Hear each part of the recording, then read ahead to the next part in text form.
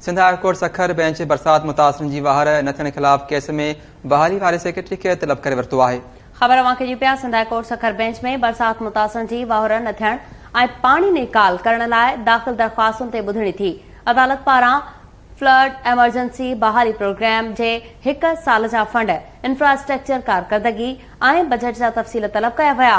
Sindh high court Sukkur bench पारां project director जे मौजूद न हुअण ते सख़्त कावड़ जो इज़हार कयो वियो। सखर मां ख़बर ॾियूं पिया जिते वफ़ाक़ जो मुलाज़िम सूबाई खाते जो प्रोजेक्ट डायरेक्टर कीअं ठहियो आहे, अदालत पुछाणो कयो, जॾहिं त अदालत इहे बि रमक़्सना छो न प्रोजेक्ट डायरेक्टर खे गिरफ़्तार करायूं या उहिदे तां हटायूं। बिल्कुल नाज़रीन, Sindh high court Sukkur bench बरसात मुतासिरन जी वाहर न थियण खिलाफ़ केस में बहाली वारे सेक्रेटरी खे तलब करे वरितो आहे। Sindh high court Sukkur bench में बरसात मुतासिरन जी वाहर न थियण ऐं पाणी निकाल करण लाइ दाख़िल दरख़्वास्तुनि ते ॿुधणी थी, जॾहिं त अदालत पारां फ्लड एमरजेंसी बहाली प्रोग्राम जे 1 साल जा फंड, इंफ्रास्ट्रक्चर कारकर्दगी ऐं बजट जा तफ़सील पिणु तलब कया विया आहिनि। ब्रेकिंग न्यूज़ कंदासीं। Sindh high court Sukkur bench पारां प्रोजेक्ट डायरेक्टर जी मौजूद न हुअण ते सख़्त कावड़ जो इज़हार पिणु कयो वियो आहे। अवां खे ॿुधायूं पिया वफ़ाक़ जो मुलाज़िम सूबाई खाते जो प्रोजेक्ट डायरेक्टर कीअं थो थी सघे। अदालत पुछाणो कयो त जस्टिस सलाउद्दीन पवर इहे बि रमक़्सना आहिनि त छो न प्रोजेक्ट डायरेक्टर खे गिरफ़्तार करायूं या उहिदे तां हटायूं। अपडेट कयो पिया Sindh high court Sukkur bench बरसात मुतासिरन जी वाहर न थियण खिलाफ़ केस जी ॿुधणी थी आहे। तफ़सील मालूम कंदासीं। लाइन ते मौजूद आहे KT news reporter Anas Khangro. GNS update कजो। जी सबा बिल्कुल Sindh high court Sukkur bench में बरसात मुतासिरन जी वाह और बहाली तोड़े मुख़्तलिफ़ इलाइक़नि मां पाणी निकाल न थियण खिलाफ़ दाख़िल दरख़्वास्तुनि ते गॾियल केसनि जी ॿुधणी थी। Sindh high court Sukkur bench जी बरुकनी बेंच जस्टिस सलाउद्दीन पवर ऐं जस्टिस अब्दुल मुबीन लाखो केस जी ॿुधणी कई वई आहे। अदालत में सेक्रेटरी आपाशी समेत लाॻापियल ऑफिसर तोड़े अमलदार, ॿिन्ही धुरियुनि जा वकील, वास्तेदार ऐं डायरेक्टर जेके आहिनि सो पेश थिया।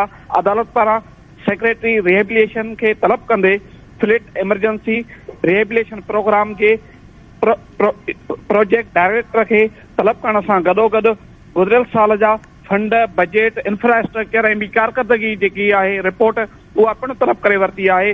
अदालत पारां ज़िले सतह ते कमेटियूं जोड़ियूं वयूं आहिनि, जंहिंमें ज़िले जा ऑफिसर, PDMA जो नुमाइंदो, तोड़े वकील ऐं ॿियनि खे शामिल कयो वियो आहे, जेके मुख़्तलिफ़ इलाइक़ुनि में वञी अदालती हुकुम तहत विज़िट कंदा त मुतासिरनि जी वाहर थी आहे या पाणी निकाल न थी सघियो आहे। अदालत पारां मुतासिरनि जी बहाली वारे कम में कावड़ सुस्त रफ़्तारी सबबि कावड़ जो इज़हार कयो वियो। अदालत चयो त अॼु जे ॿुधणीअ में समूरियूं जेके दरख़्वास्तूं आहिनि उहे प्रोजेक्ट डायरेक्टर रिहेबिलिटेशन सां वाबस्ता आहिनि, लेकिन उहे हिते मौजूदु न आहे। अदालत चयो छो न खेसि संदसि उहिदे तां हटायो वञे या गिरफ़्तारी वारंट जारी कया वञनि, पर अदालत पारां सेक्रेटरी रिहेबिलिटेशन खे जेको आहे सो तलब करे वरितो आहे। अदालत पारां सेक्रेटरी आपाशी खां अॻु भराई रिपोर्ट जेका आहे सो घुरी वरिती। सेक्रेटरी आपाशीअ पारां अदालत खे ॿुधायो वियो त उहे जेके आहिनि सो 3 कैटेगरियुनि में जेके आहिनि सो मुतासिरनि तोड़े ॿिया जेके कम आहिनि उन्हनि जे हवाले सां जेके आहिनि सो कम करे रहिया आहिनि। अदालत पारां डिप्टी कमिश्नर खां अॻु भराई रिपोर्ट घुरी वरिती। PDMA नुमाइंदे अदालत खे ॿुधायो त डिप्टी कमिश्नर सखर, घोटकी, खैरपुर तोड़े नौशरो फिरोज़ पारां